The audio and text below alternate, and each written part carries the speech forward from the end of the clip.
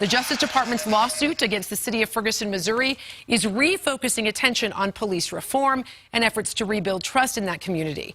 Police departments nationwide are now paying closer attention to their use of force. The Now's McNamara takes us inside a training facility in Washington state that is leading the country in reform.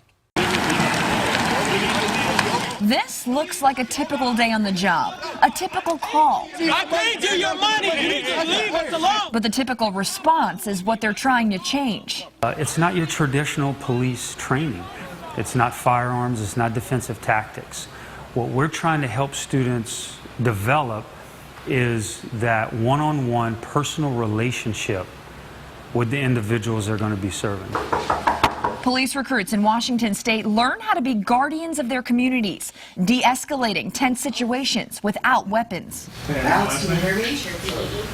How you doing, man? On this mock call, the suspect has threatened suicide, and instead of using force, the recruit relates to him on a personal level. I've had a relative who did that, and he was a really good friend of mine, apart from being family. If you want to share a personal experience, that's deep, man. It is, okay?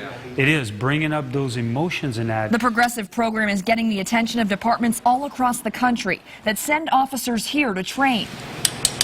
And yes, there is pushback. Veteran officers will be the first to question if it puts their lives at risk. What we find out with veteran law enforcement officers, even new ones, is there's two things they hate. They hate the way things are, and they hate change. But when they really explain it, we get down to talking about it, I think they understand this is what good police have been doing all along. And what police have been doing all along is still important. So it turns him. Turn. The physical training still just as intense. As we are teaching people how to fight, how to shoot, all of those hard skills, what we call the warrior skills. Because really it's not warrior guardian, it's mixed both, but finding the right balance. A balance they believe will save lives in the long run. What we're talking about here at the Academy is a philosophy change. This program has become such a strong training model that President Obama asked the executive director to work on his national policing panel to look at law enforcement in the years to come. In Washington state, I'm McNamara for The Now.